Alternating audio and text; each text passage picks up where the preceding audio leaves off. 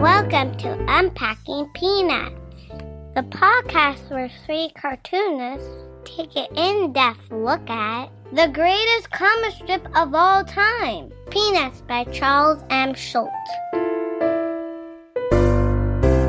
Hey everybody, welcome back to the show. This is Unpacking Peanuts. Today we're looking at the Van Pelts again. It's our second episode in our season-long look at Linus, Lucy, Rerun, and the mysterious Van Pelt adults. I'll be your host for the proceedings. My name's Jimmy Gownley. I'm also a cartoonist. I did things like A Million Rules, 7 Reasons Not to Grow Up, and The Dumbest Idea Ever. And you can find all my new comics for free over on gvillecomics.substack.com, or you could order those Amelia Rules anniversary editions right now. And joining me as always are my pals, co-hosts, and fellow cartoonists. He's a playwright and composer for the band Complicated People, as well as for this very podcast. He's the co-creator of the original comic book price guide, the original editor for Amelia Rules, and the creator of the Instagram sensation, and creator of such great strips, Strange Attractors, A Gathering of Spells, and Tangled River. It's Michael Cohen.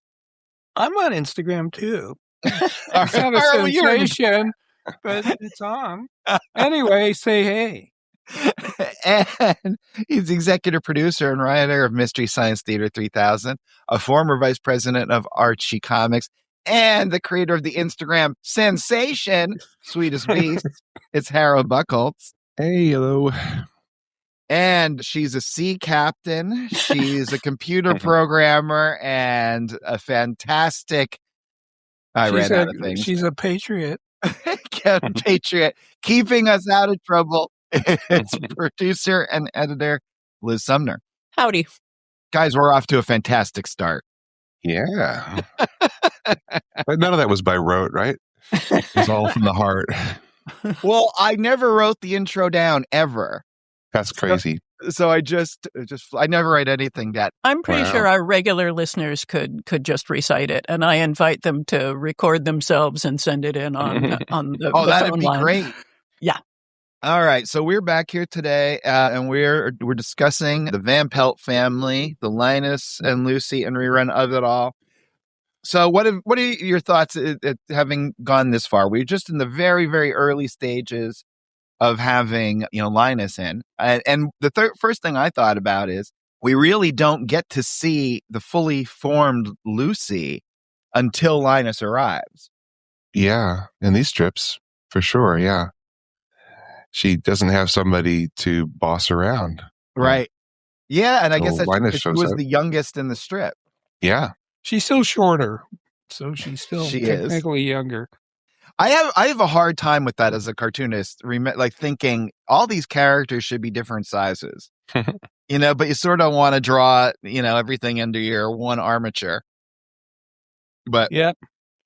Well, that said, Jaime Hernandez was the pioneer who actually started drawing people at actually very different sizes. Crazy. He's a master. Body shapes. No one had done that before. Yeah. He also has a great idea of one of the toughest things for, I think, cartoonists who work in a more realistic style to do is to draw children. And he basically avoids it he uses his regular style for everything. And then when the kids come in, they're kind of drawn like a cross between Peanuts and Dennis the Menace. Mm-hmm. And it works totally well. Yeah, they're far cartoonier than the adult characters. Yeah, because I'll tell you, there's nothing scarier in the world than a Neil Adams drawn child. Yeah. You know what I mean? There's a very scary painting in a local church that was built in like 1200 around here. And so what year would you say that painting is from? The one with the really muscular baby. It looks like a Kirby drawn cherub. Yeah, those are probably Renaissance era. It's frightening. It's hard. They're the hardest thing to do. Is little kids. These little buff babies sitting on Mary's knee. Yeah. Why hasn't that been a thing? Yeah, buff babies. Yikes! Little buff babies. We're taking that to the licensing fair next year, guys. We got it for you. Yeah. Little buff babies. Buff babies, yeah. And then the Exercise Council can get behind us. You know what? And we'd probably sell it and become millionaires, and I'd have to just like walk into the ocean. Oh. So to just explain exactly what we're doing. We've looked at a bunch of the strips. If you haven't been with us yet this season, we looked at a bunch of the strips of Lucy's earliest days, pre-Linus, and now we've just gotten up to baby Linus. We made some news because apparently the Peanuts wiki does not count the last strip we covered last episode as Linus's first word, but we have definitely identified "ha" with 2 exclamation points as his first word because it was said with sarcasm. I agree. All right. So do we have anything else we want to talk about up front before we get to the strips, or should we just kind of get into it? Well, I do want to comment on the first panel. On the very first strip here we're going to do? Yeah. Oh, you want to start? All right, let's just do it. Let's break format. All right, breaking format. Nope. Breaking format is not a good idea if we don't tell them what strip we're talking about. This is March 8th, 1953. Now back to our program already in progress. Is that their real house? It doesn't look like there's another house beyond it. It looks like a big field. And he says, as long as I'm at the end of this block. Well, I don't see, how it's colored and how it's drawn in the second panel when he's at the doorbell. Where is that on the house? Did he go around the back? Yeah, right. The servant's entrance? That second door, it looks like almost like a hotel. Like there's a red door, and then a space, and another red door. Or is that that's the yellow door, and that's a red frame. Yeah. Oh, right, yes. Yeah, but that is the decor of the house. So yeah, it's freshly snowed, and he's going to have to trudge around the back door if that is the house. And I don't see the picket fence either, so I'm not sure what's going on. And the porch isn't red, so.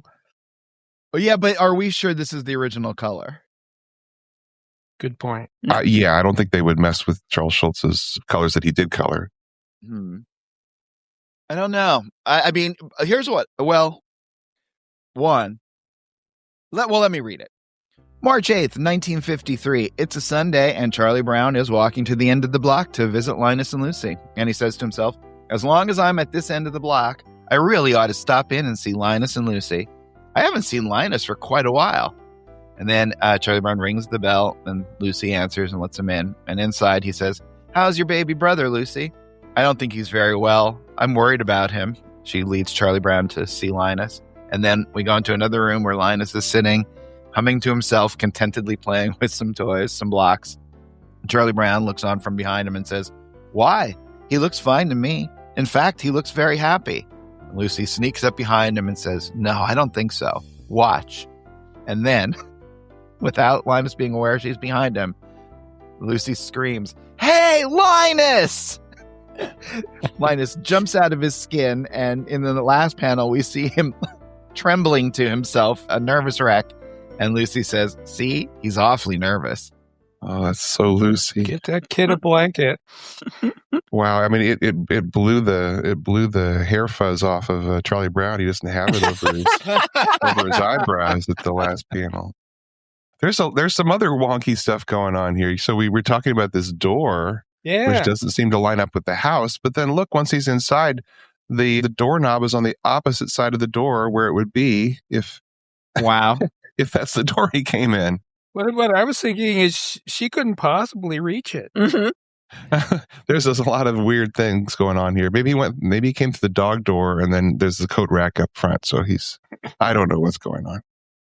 Yeah, well, I mean, the easiest thing would just be that is not Linus and Lucy's house, because it could be a cul-de-sac, and the end of the block could be what Charlie Brown is looking at. Yeah. Well, it never struck me that, okay, so they all live on the same block, at least at this point.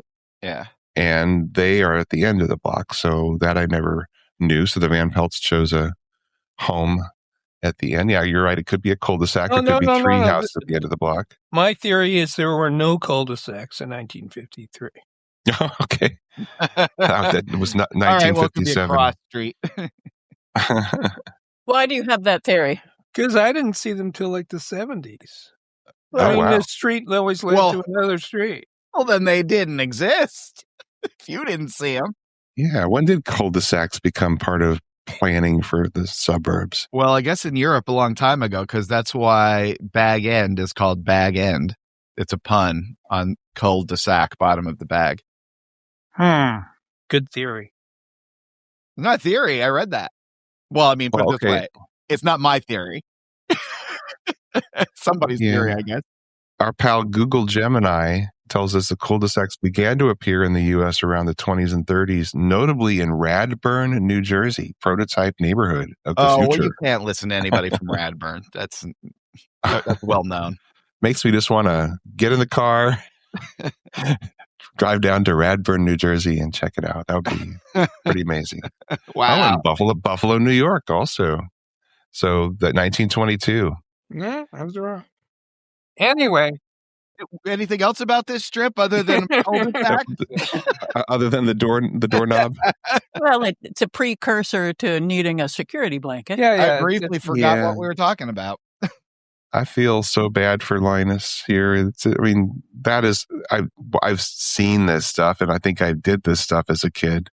You know, you're testing how you can affect things around you, and they're often negative.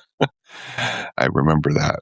And it just, that queasy feeling of, used to I want to see if I can create some destruction, you know? Yeah. And Lucy's, and the way that Lucy does it so deadpan, that's what's kind of so creepy about it, you know? And the fact that Charlie Brown's hair is gone in the last page.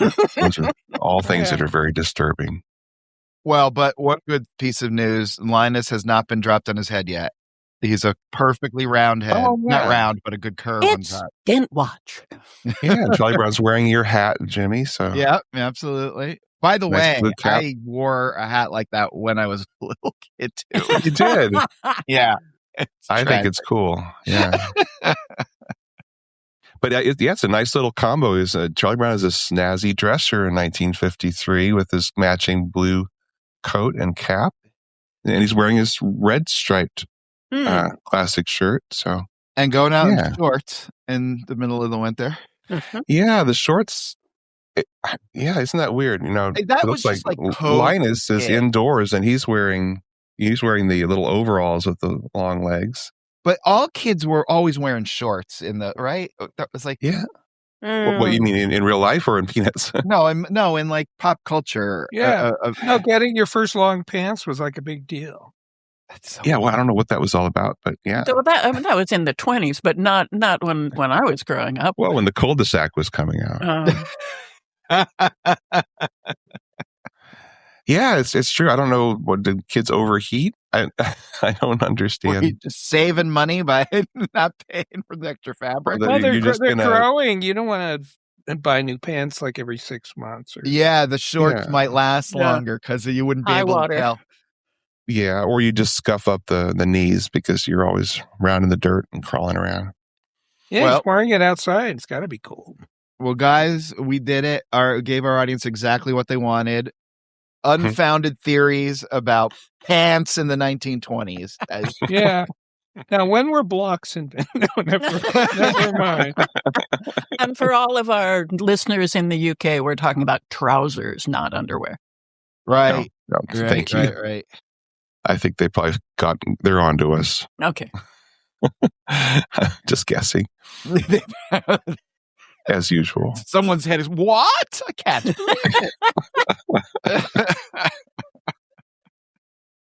March 22nd, 1953. All right. They are playing. This is basically looks exactly like my childhood, except everyone was playing Star Wars.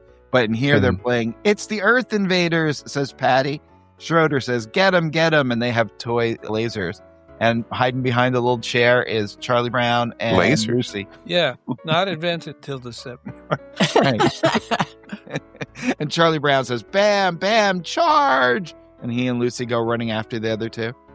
And Charlie Brown's wearing like blue space gloves, and they both have their toy guns. And now they're running around yelling, Kawam, Kawam, zap, pow, kazap, zap, says Schroeder and Patty. Linus is just watching all this, taking it all in.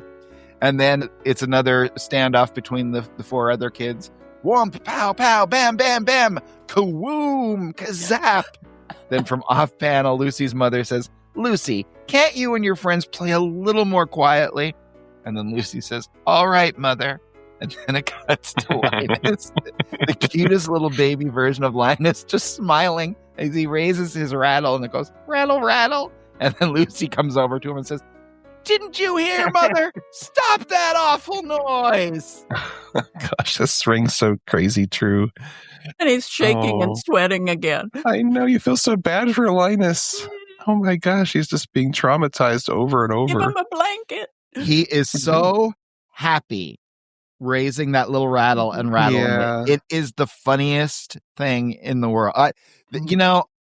It's crazy how many comic strips since we did these are the best 10 ever. How many I've seen, I could say, that could have been in the best 10 ever. Oh, that could have been in the best. This one I love. I never really think about it, but it's a great cartoon. This has got so many interesting things going for it. I mean, the furniture that they're playing around, this kind of mid-century modern creative furniture. So the Van Pelts have a real sense of style, right?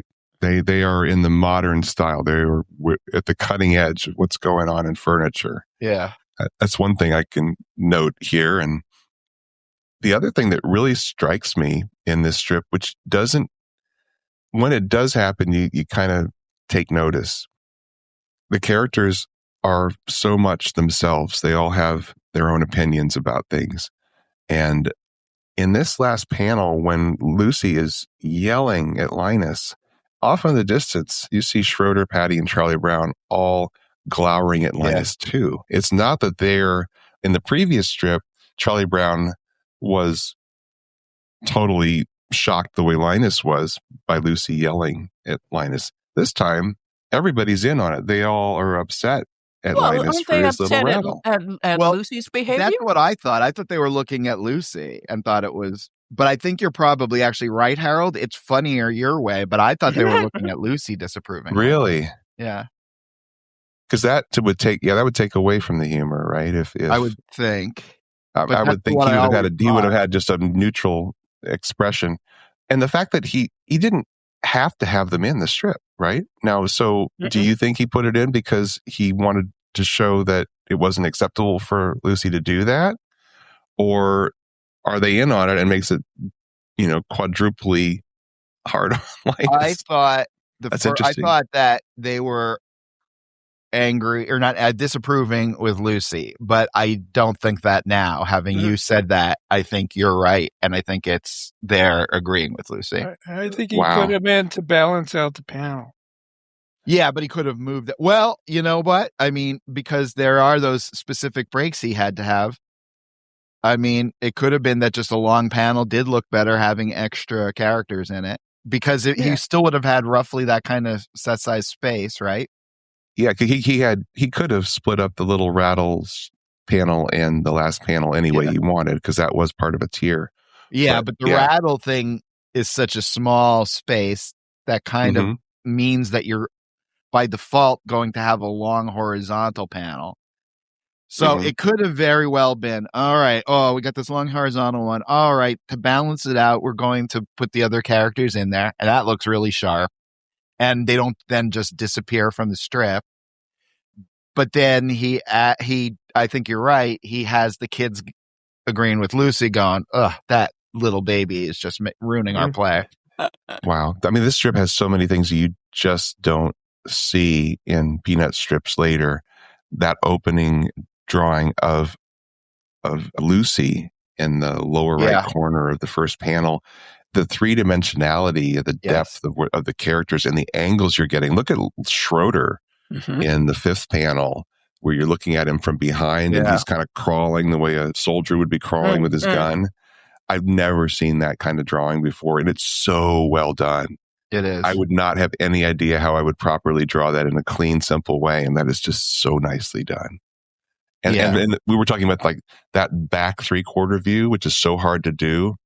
And you have the ears are quite delineated when he does that. And you have that on Schroeder, but I don't think about it as much because I'm looking at the overall drawing, which is a little more, not abstract, but super, super stylized. And then the ear, he put detail in, and I don't think he would later. Right. Well, I can't believe that we've spoken about this strip that long, and we have not spoken about the lettering. Yes. First off, the lettering's beautiful, but particularly the W in the 5th panel.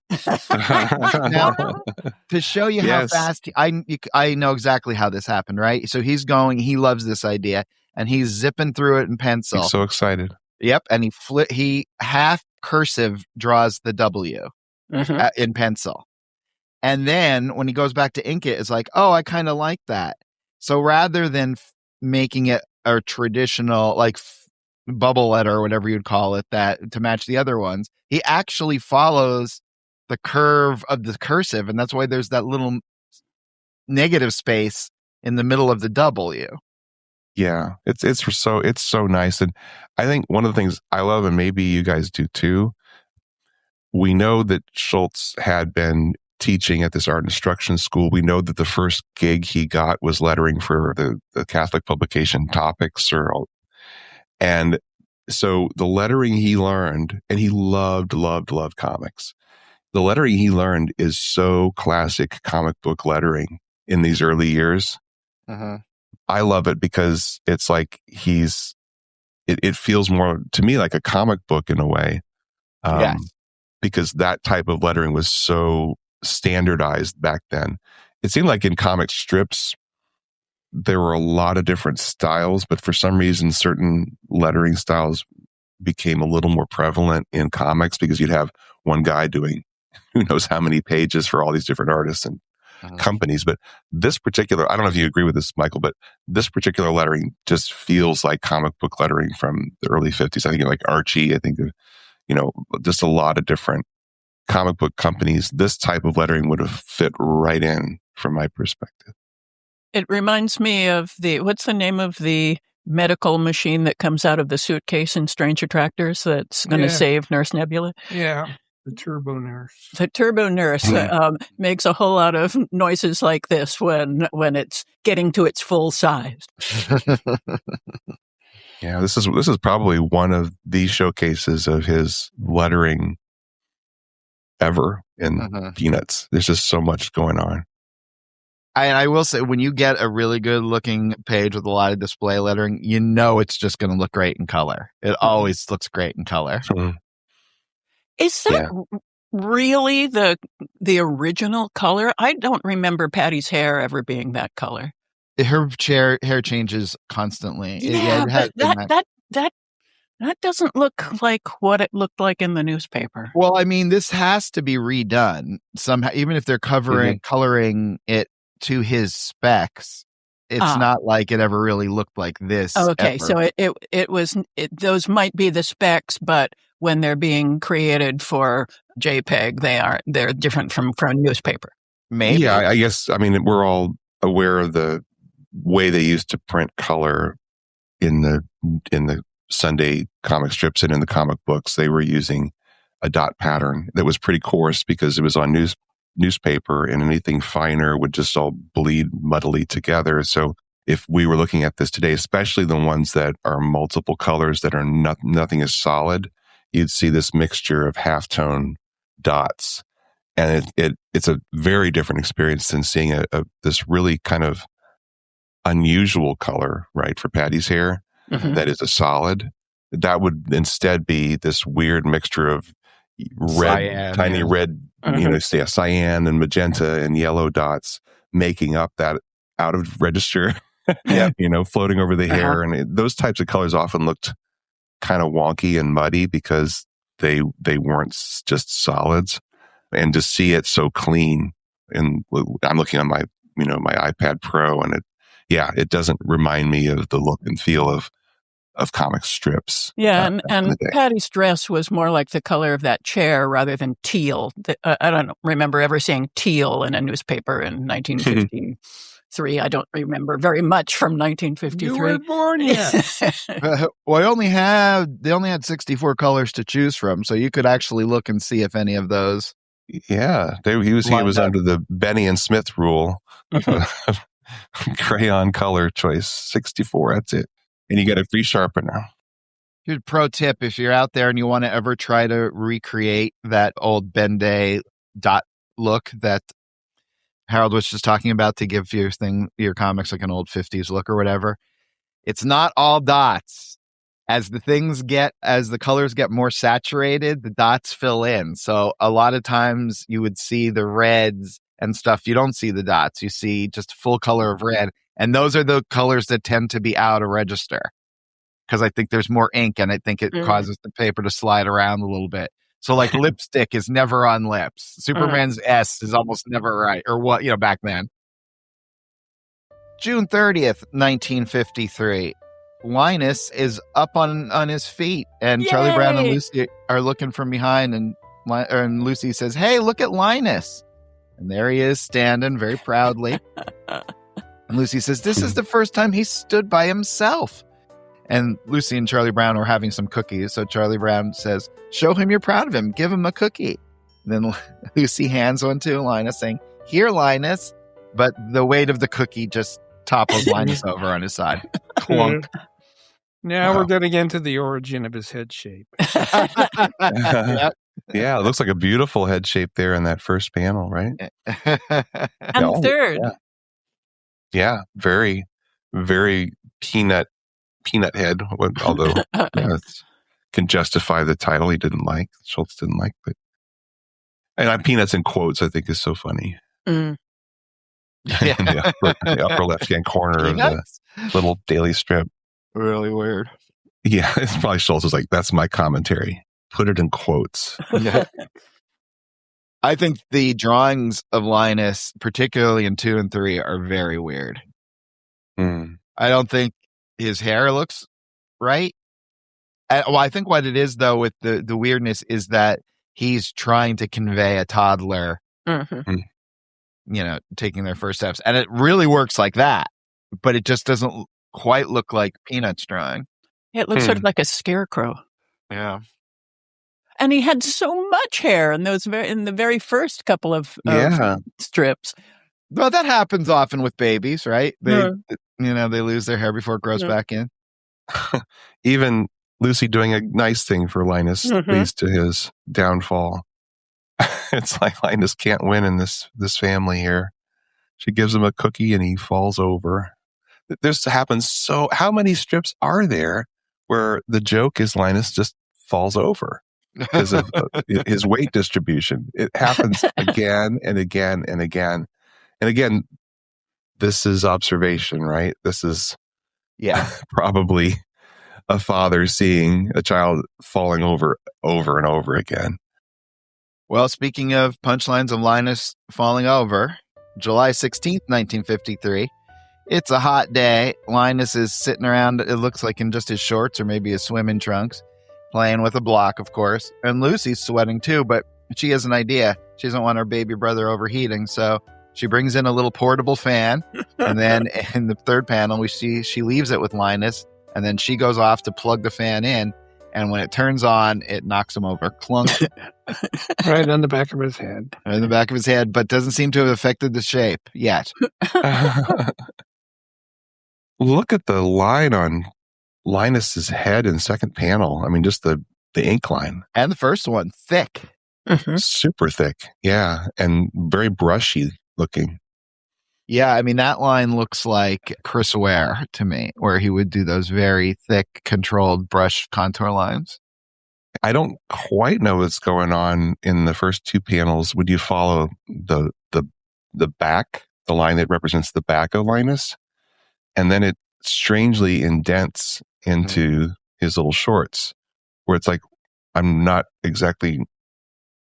It's his baby fat. I it's guess, his muffin top. Yeah. It's his muffin top. But he's leaning forward. No, that's it's just it's especially the second panel. Yeah. It's just this little hard angle. Yeah, it's very sharp. Poor kid. But yeah, it's disturbing seeing how many times Linus would just fall over. He's the victim over and over and over again in these early strips. And I don't know what that does for the reader by the time he gets a little bit older. If you have this memory of Linus, you can't help but have sympathy for this little kid. He's just had all these bad things happen to him, and he didn't do anything. He's just rattling his rattle and sitting, looking at a fan, and that drawing of him rattling his rattle, that is just one of the funniest things ever. I remember, I've always loved that strip. I think we should have given it much more attention during the reread, because that is brilliant. Mike picked that one. I think we all thought, 1953, too early, nothing. Too early. Mm-hmm. Yeah. Man, now I'm looking at the line on Lucy's arm in the first panel in the back. Yeah. It's like he's really going for like a shadow effect almost. Yeah. But nicely drawn fan, 1950s fan. Oh, it's a hell of a fan. All right. And speaking of fans, I bet we heard from some of our listeners out there. So how about we take a break, Segue. Come back, check the mail, and then read some more Linus and Lucy strips. Sounds good. Lovely. Now, as you might know, all three of the hosts here on Unpacking Peanuts are cartoonists ourselves, and we would love for you to sample some of our work. If you want to do that, you can go over to unpackingpeanuts.com/store. Check out the store there, where you'll find links to all our books. New Amelia Rules books, 25th anniversary edition, with new stories out. Harold's Sweetest Beast books, all of Michael's strips, Strange Attractors Omnibus. Get them all there. And now let's hear what some of you have to say. And we're back. Hey, Liz, we're hanging out in the mailbox. Do we have anything? We do. We heard from Tim Young, who's the host of Deconstructing Comics, and he said, enjoyed your talk with Patrick. I'm not so familiar with Mutts. I've added it to my King Features email, so I'll see what all the fuss is about. And then he says, when you were discussing coloring, you talked about fades. I'm not sure what you mean by that. Can you explain? Sure. I mean, other people call it a gradient. Basically, what it is you pick a color that you're fading from and a color that you're fading to. And, you know, a digital process allows you to blend from one to the other. So that's how you get things like sunset effects, you know, or, a twilight where you wanted to go from a very, very dark blue down to a very light blue. It's just done by picking those two values and then allowing the computer to gradually change the tone between one to the other. And before computers. So it didn't really exist in comics until computers. Yeah. So, well, I mean, the way you would have to do it previously would be insane. You would cut like your screen tone for 100% magenta, then you'd cut it for like 75% magenta, and then maybe make like, it would be, you could do a fade, but it would not be smooth. It would be insanely time and labor intensive. Well, I think Zipatone did have fades, at least starting in the 70s.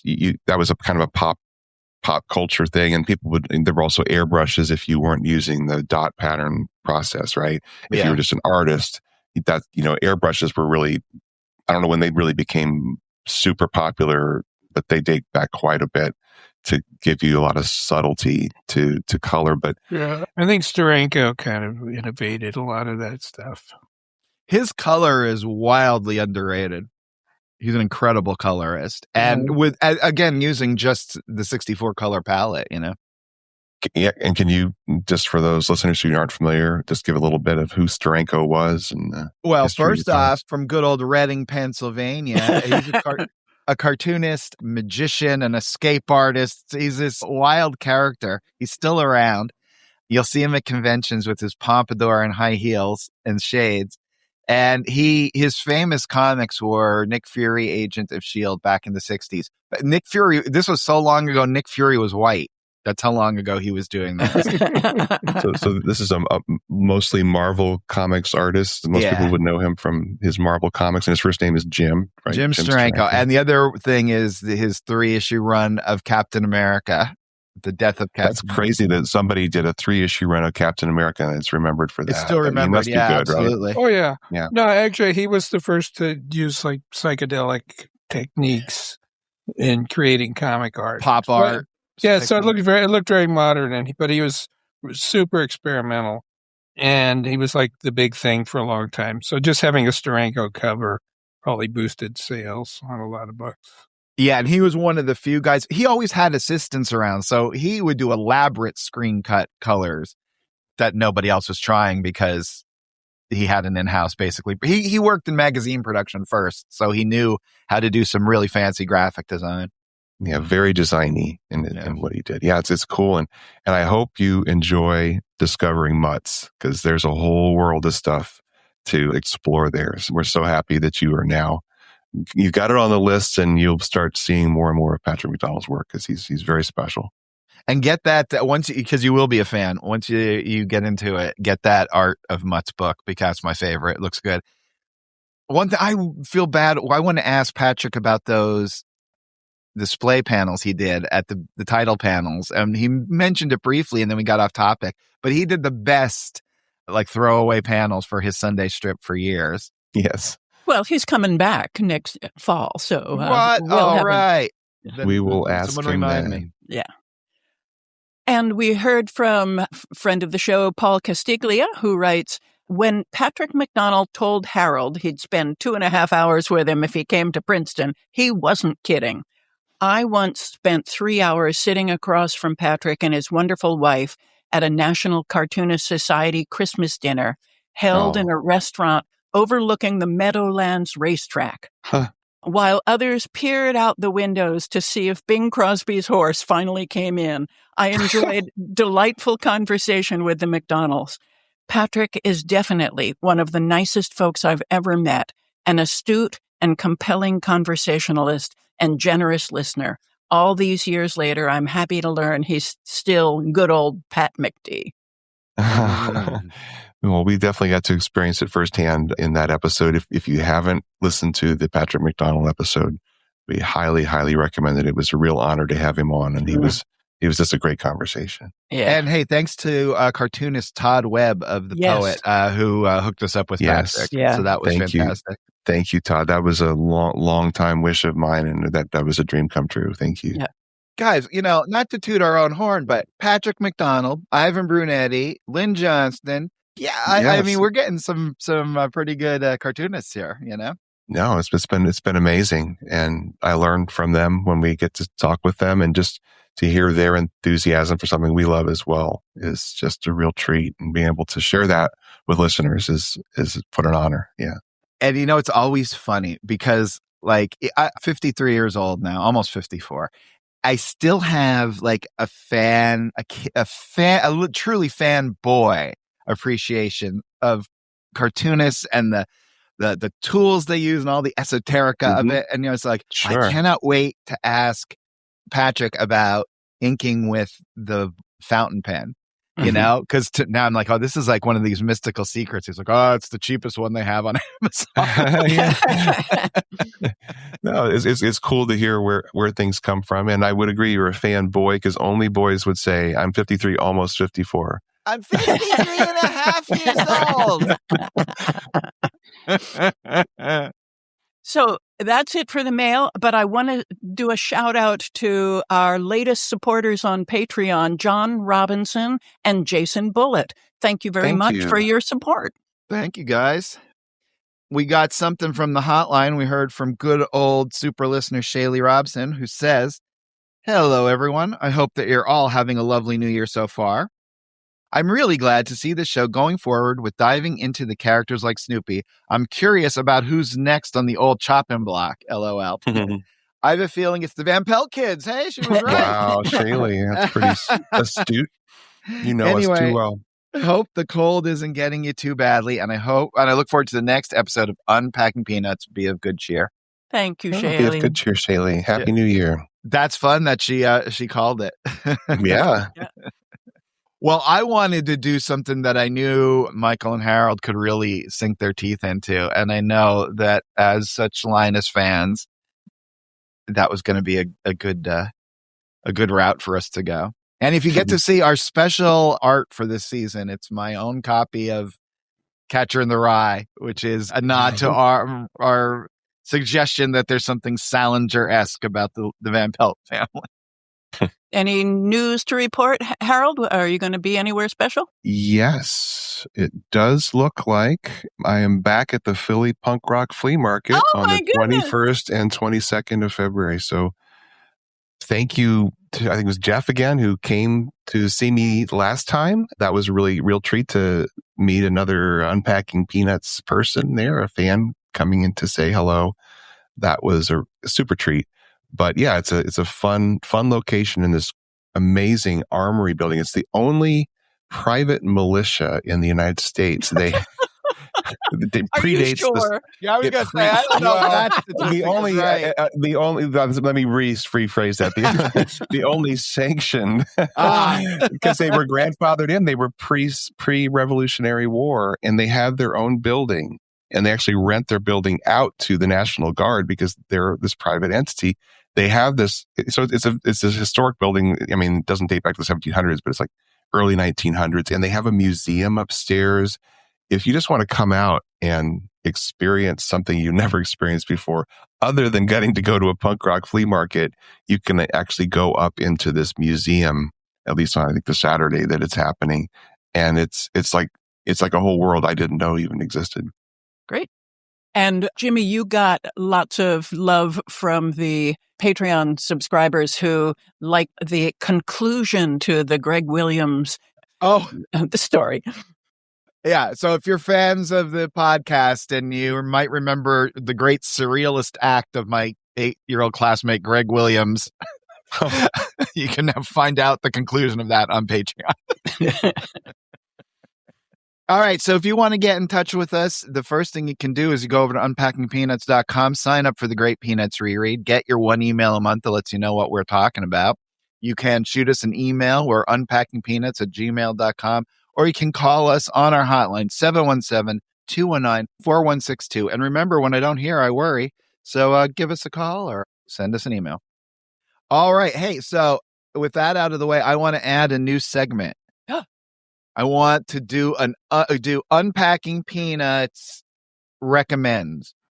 If anyone, and no one knew we were going to do this before we started recording, but Michael's last episode was talking about how much he enjoyed rereading Scott Pilgrim recently, and I thought it would be a good thing we could pick something that maybe our listeners might be interested in and recommend it to them. Could be comics related, doesn't have to be, but it has to be something we're into right at the moment. Does anyone have anything? Yes. All right, go for it, Harold. You'll have to give me a second, though. Do you want me to go first? Yes, please. I rereading for the millionth time the Marvel Comics adaptation of The Empire Strikes Back. Well, I'm looking at the pictures for the millionth time. You can get this. I have the original from 1980, but you can get it, in all kinds of reprint editions to this day. And it's drawn by one of Michael's favorite cartoonists, Al Williamson.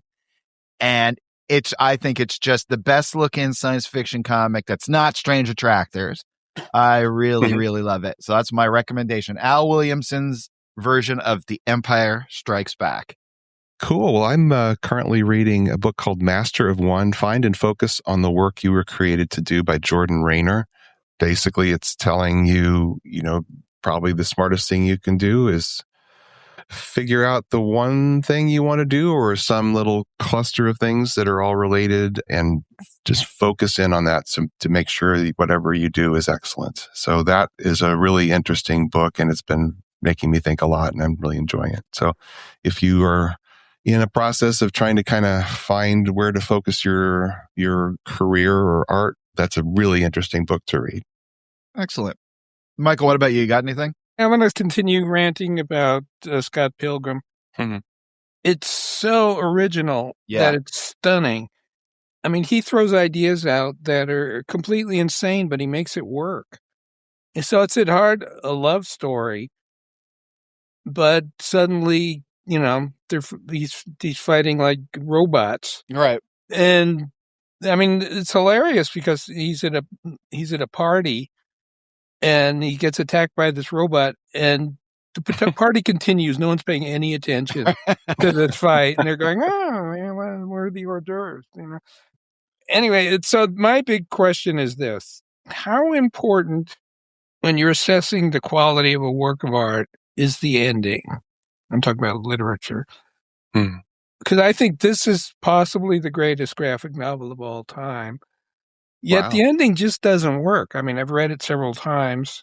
It's confusing. He throws in weird You don't understand what's going on.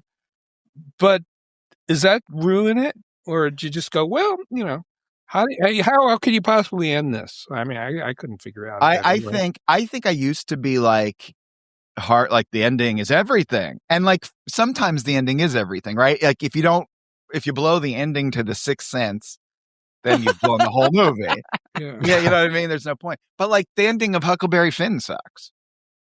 Right? I don't know. Like I don't think, I mean, it would be better if the ending was great, but if it's great all the way to the ending, I think that's still great. Yeah, a lot of people will say if they come away dissatisfied with the ending, that it ruins the waste of time. Yeah, I mean, Lord of the Rings, he managed to pull it off, but he easily could have blown it. Because this was a stunning fact when I learned this. He got the characters all the way up Mount Doom with the ring. Yeah, and he didn't know what was going to happen. Right. It wasn't like he planned this from page one, because it just seems that way. He could have made a really bad decision, and which ruined the book. And I wonder if that would have deterred people from reading it. It's a quest thing. But you know what's? I mean, have you ever read the original ending from his drafts? No. It's crazy. They come back to the Shire, and Sam leaves Frodo at his door, and Frodo pulls the ring out of his pocket and says, "Ain't I a stinker?" No. Yeah. That would have been terrible. The Bugs Bunny ending. At what point did you figure it was a bit? Anyway, Scott Pilgrim, brilliant. It's a total page. Let me ask you this, Michael. So, which Scott Pilgrim? There's 6 books. Are you reading all 6 as a unit, or what is going on with your experience with this? I got the box set. Okay. Because when I'd heard about it for years, and I think even the library had copies of the original black and whites. Mm-hmm. And for a long time, I got to read this. I look at it and I can't read this. It's too ugly. The drawing's terrible. Oh, you didn't like this? Didn't like the style when you first saw it? I thought it was horrible. There's no way I could read it. And I think, so I have the color version, and the color version is brilliant, and it's really easy to tell what's going on. That's what I was going to say real quick before what Harold was going to say is I tried to read it in black and white, could not get through one volume of it. Got the color versions, completely different experience. It's so fun and so much more fun. That's interesting. So when you say the end, you mean end of book 6? The second half of book 6 has this long, drawn-out scene, which supposedly wraps up everything, but it gets really mystical. And so when you're reading it, are you reading it as, oh, that was the end of book 1, that's the end of book 2, and you're being satisfied, but then the series, number 6, is like, that, I don't know. No, it doesn't really break down into books. Okay. It's one book. Yeah, and it's just, I knew it was coming, especially I've seen the movie several times. Didn't work in the movie. And was a guy who didn't watch the Peanuts things. Yeah. How does experiencing the movie affect how you read the comic, or vice versa? Did you see the movie first before you actually got to get into the comics, man? I think it's the best adaptation of a comic as a movie. The casting is so perfect. It's crazy. Everything is perfect about it. But again, the ending is kind of like, what is going on here? And you really can't figure it out. Well, and there's an animated series as well, right? Yeah, and I started watching it, and it was almost too faithful to the book. Well, really? Yeah. It was like exactly like the book, and like... Would you have liked it if you hadn't read the book yet, because it was all new to you? It was animated. Actually, I'm not a huge animation fan. Wait. No, I'm talking about you're talking about the live action one. No, but I'm talking about the animation. Yeah, they redid it, and they got the original cast to do the voices. Oh, I missed that. And it's a whole series, and I thought I was going to watch it, and I saw the first one. It's like, I've seen this too many times. I've read this too many times. And this is the case where Brian Lee O'Malley, the guy who wrote the comic and drew the comic, also wrote the script for the animation. Yeah. So maybe that's why it's faithful. And it got the voices, which voices I hear in my head when I read it. Mm-hmm. Anyway, going on too long here. This is like one of the real works of genius, creative genius, that's totally original. And then his follow-up didn't work for me. And the comic after that, which he didn't draw. Kind of liked it, but no, it's his life led to this one moment. All right, so that's what we're recommended. Let us know if you try any of those, or if you've tried them in the past, and if you like them, and we'll do more next time. All right, how about we get back to 1950s comic strips? December 14th, 1953. Lucy is sitting there playing with a doll in a little toy crib, and the voice from off panel says, "Lucy, tell Linus his lunch is ready, will you?" And Lucy says, "All right, mother." And then Linus is sitting there, just mind his own business, playing with his blocks. And Lucy sneaks up behind him, very definitely sneaks up behind him. And then the third panel yells, "Chow!" And then completely shattered and is shaking there. And Lucy says, "He doesn't look very hungry." I haven't seen this one before. But he definitely looks like a Dan Close drawing. He does, yeah. And this could be part of Dent Watch. I mean, 1953 newspaper, seeing this strip, nobody is doing what Schultz is doing here, right? Because this is incredibly cruel, and she gets away with it, right? And you see the impact that it has on this little innocent kid. And I would think a percentage of people reading this would be quite disturbed by that, right? They weren't expecting, as they're reading through, Gasoline Alley and Blondie, and all of a sudden they come up on this strip, and there's this little girl sneaking up on her little brother and just traumatizing him.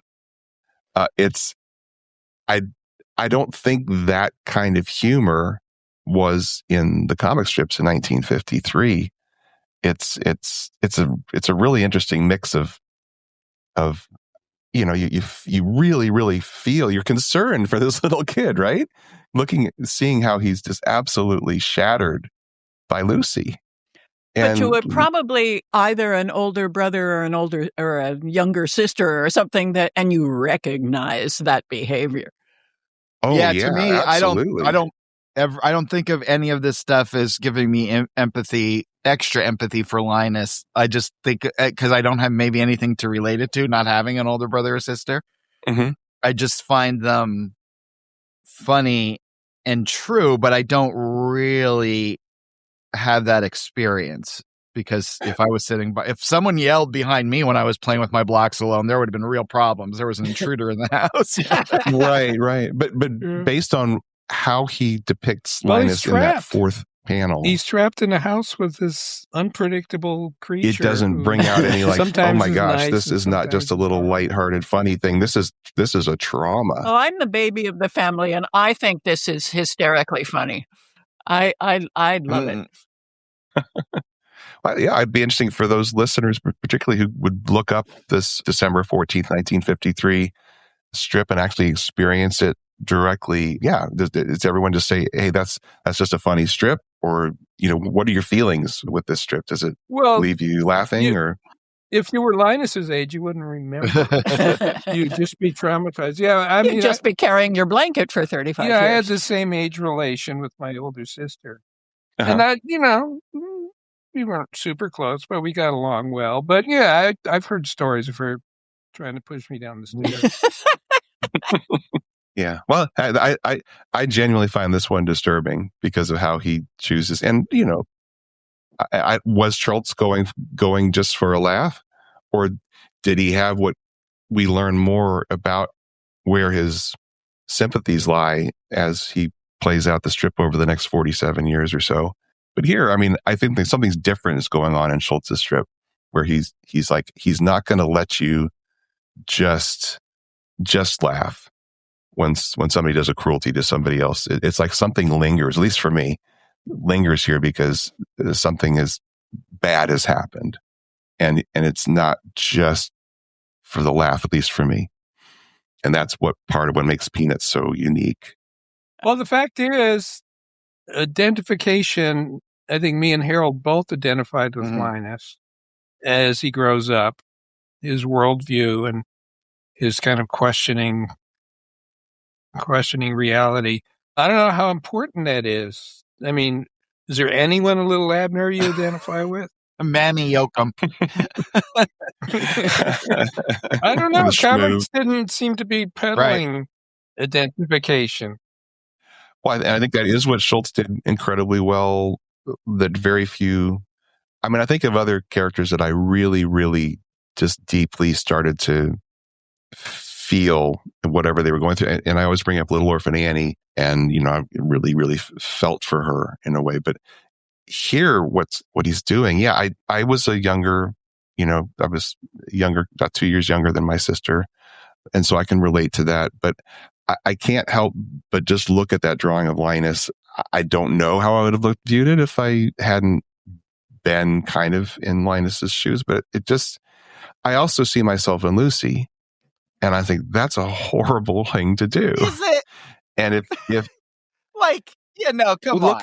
Again, you look at Linus in this drawing at the end. That is not for humor. I mean, I can't laugh at a character that is just been left in that state. That's not funny to me. Okay.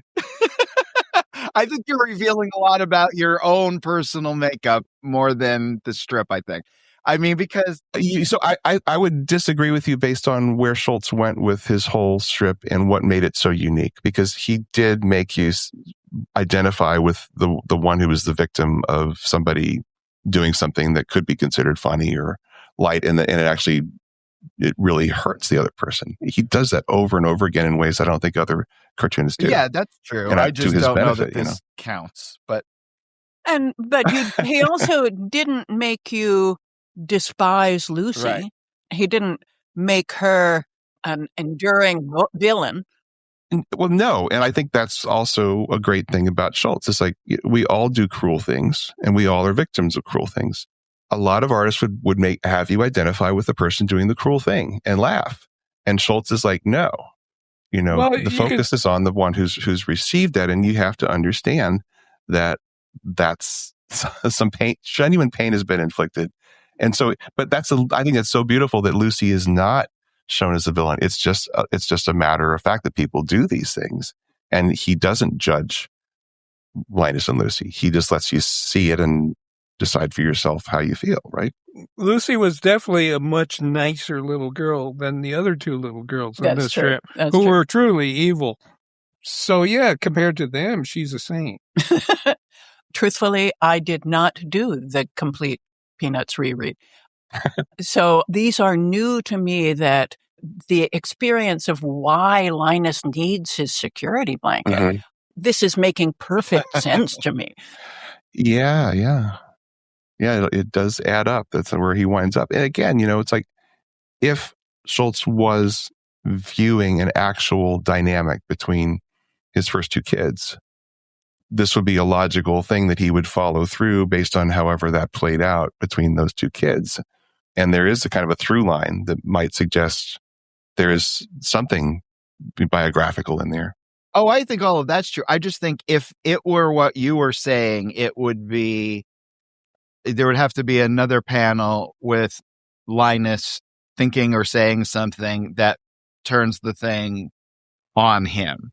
I think this is just kids being silly, and one kid got a little shaken up by it. Okay. Well, that I disagree, but definitely his sympathies, I think, are there.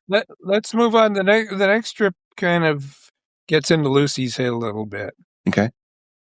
December 15th, 1953. Lucy is in her house with Patty, and she says to herself, "I'm so proud of myself." And now we see the two girls watching as Linus plays with his blocks and a Jack-in-the-Box and a little rubber ducky.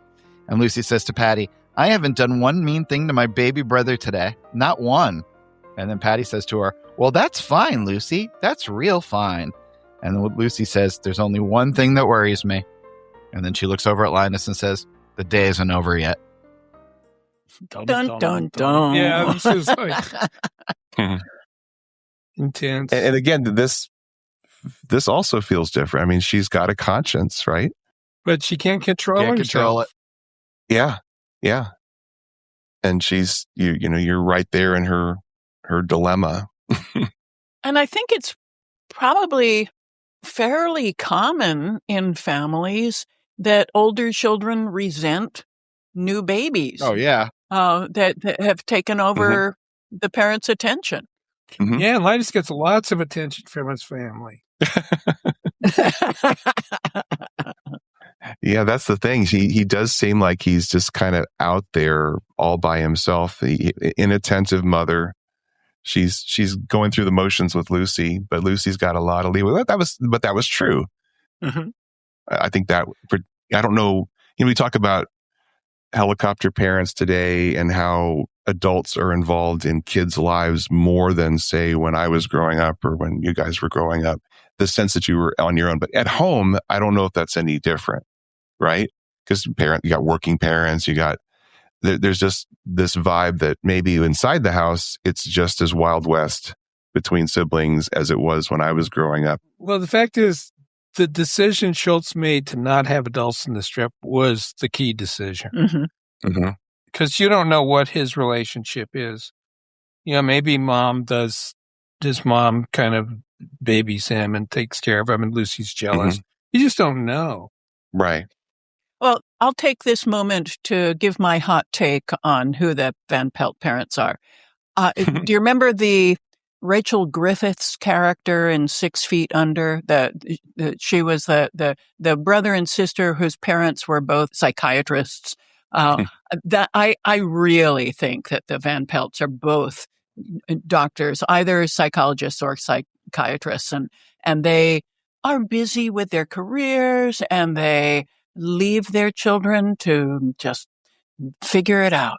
I don't know. Mom's making lunch. So he seems to be in these days. She probably had to come home in the afternoon when they came home from school. No, you're missing the obvious. She has an office at the house. Absolutely. Yeah. Well, the psychiatry booth. Yeah. Do you think Lucy is basically just setting up house with the psychiatry booth and saying, "This is what my mom and dad do. I'm doing it myself." It certainly could be. That tracks absolutely. Yeah, and that they might have some more trendy views of child raising that are a little more laissez-faire or whatever, And they have the money to have all that modern furniture. Right. Yes. Right. And they're at the end of the cul-de-sac. January 1st, 1954. Linus and Lucy in their house again. Linus has a little ball, and Lucy snatches it right out of his hand, says, "Give me that." And then from off panel, we hear the mom saying, "Lucy, you didn't take Linus's..." Oh, it's not a ball, it's a cookie. I'm sorry. "Lucy, you didn't take Linus's cookie from him, did you?" And then Lucy calls out, "Oh, no, Mother. He offered to share it with me." To which Linus replies, "Ho, ho." Which also doesn't count as Linus speaking. So we have ha and ho. He's a master of sarcasm then, and he's still pre-verbal. And this makes me think, we were talking about Lil Abner. Al Cap drew that in a super popular strip. And he referred to Peanuts from, I guess, a little bit after this era as essentially monsters. Mm-hmm. He was very critical of the strip, and he was a super satirical, over the top kind of guy, but he didn't generally dwell in the area of children. But to him, the idea that these characters, like, why are people embracing these little monsters? I am glad that you and Al Cap did not have to grow up in Girardville. Because I think it's a sliding scale of what is and is not traumatic, depending on what you experience. January 11th, 1954. Lucy is building with blocks. She's building a big tower. Linus comes crawling up towards her.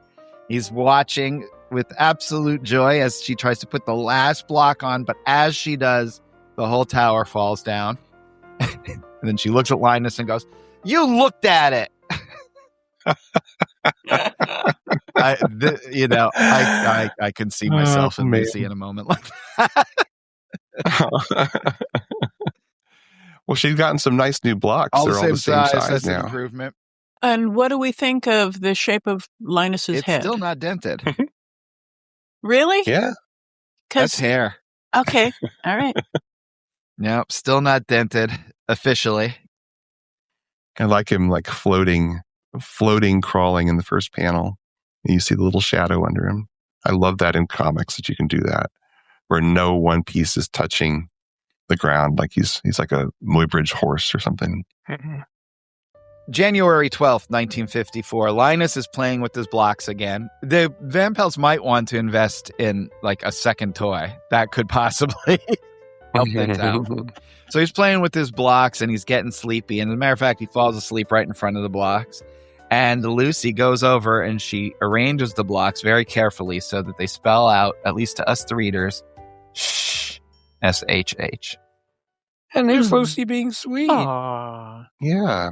Maybe Lucy she needs a creative solution to whatever she's around. And she can't be creative, but she's finding how to be creative in a constructive way instead of a destructive way. January 17th, 1954. It's a beautiful Sunday and baby Linus is crawling and he says, "Big kids drive me crazy." Then he crawls into another room and says, "Well, I'll be. I can't believe it." And we see him surrounded by all the toys the big kids have left there. And he says, "All these toys and nobody around. No big kids to take things away from me just when I'm starting to have fun." And now we do see all kinds of toys. A model of a van, a teddy bear, a couple balls, a top, some puzzle pieces, all kinds of good looking stuff. And then he's pounding away at one of those little carpenter desk toys where you put the peg through the hole. And he says, "I can't stand big kids. I can't get over it. All these toys and nobody around." And then something's happening because off panel, Linus reacts, "Oh, good grief. Here they come. Big kids." And we see the whole cast come tearing through the living room. Lucy, Shermie, Charlie Brown, Patty, and Violet. And then the last panel, all the toys are gone and Linus is left alone in the living room. And he sighs to himself. This is what's considered his first words, but he's clearly thinking here. Yeah. He's not saying this out loud. Yeah, it would make more sense, but he is, right? I mean, he is in the way Schultz draws it anyway, but no, I think this was a weird decision on Schultz's part. He did the same with Snoopy, where I think he had some word balloons. I mean, some words rather than thoughts early on. It doesn't change the strip. It's still a great strip. But it would be, it'd be better if he wasn't speaking because it's not a baby talking. I love all the little toys. I love the car in the fifth panel, that little rocking horse. And, these seem to be things that were all definitely observed in the Schultz household, I think. Yeah, they're not all the most obvious things either. Like, is that an alligator? No, it's a car upside down. I say, okay. I love the drawing in the lower left corner of Linus, where he's kind of turned, and that again looks like it's from observation. It's hard to describe what he's doing, but essentially he's got one shoe heel facing us as he's seated, but it looks like he's pivoted. It's just a really nicely drawn. It's a yoga move that I can't remember the name of it. Okay. Sideways dog. This, really, really, really nice drawing of Linus in that panel. I like the next panel. I like because he has to fudge his own character designs. Those arms with the elbows and stuff would only exist in that pose, to cover his eyes. Later, it would just be straight up arms and the hand, Oh, right. Yeah. Yeah. His arms are kind of long in this one relative to most of the strips, although they vary. They definitely vary from panel to panel. Just whatever he needs, whatever length Schultz needs. I love the panel, the next to last panel with the all kids running in. The way it's framed, that Lucy and Violet are cut off. It really gives particularly Violet, the motion or the idea of motion across. Like they ran through the panel so fast you couldn't get a clear picture of them. If I'd drawn that panel, I wouldn't have had Violet there, but I love it's the best choice. I wouldn't have done it either. You see Violet from the back of her ear, essentially, but because she has the ponytail and everything, you know who it is, but no face. That is a very creative choice. Yeah, they're filling that whole panel. And from a Linus perspective, they're as big as it gets, right? And a great Shermie. Yeah, it is a great Shermie. Good looking cartoon all around, for sure. Well, that brings us to the end of another episode. What do you have any thoughts about this early stage of these kids' development? I kind of miss the fact that it's such a short period. We don't see. I mean, Linus is walking and talking before too long, and little baby Linus is a great character. If I were in charge of good old Sony, right, and I was going to decide what to do, I would encourage them to realize they have multiple properties here. And I think you could do a show called Little Charlie Brown, just like they did the Muppet Babies. And it could essentially be a nursery school or the neighborhood as it is, whatever. But that you would be able to do all these versions of Peanuts that predate Charlie Brown Christmas that were never animated, that would have its own total style and feel. And you could do it on, Apple and stuff like that. It would be able to find a niche audience, I think. Oh yeah, that's cool. Yeah, call it Peanuts, featuring good young Charlie Brown. And then they also have a Peppermint Patty show that has a whole universe of their own characters in it. And Snoopy, like obviously they know the main ones, but you're missing out on a really good quality show. Yeah, by ignoring the first 9 years of this. Sony, call me. Yeah, call me, Sony. Give me a ringy dingy. I got us staffed up already. We're ready to go. How about the fabulous world of Farron? No, it's a dog and cat thing called Fair and Balanced, and they argue. Oh no!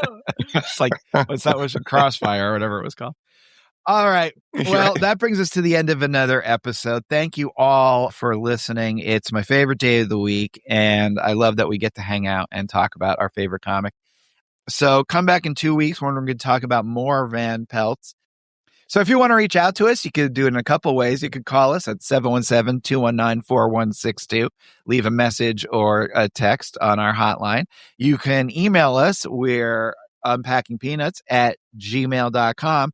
Or you can follow our show on social media. We're at Unpack Peanuts on Instagram and Threads, and at Unpacking Peanuts on Facebook, Blue Sky, and YouTube.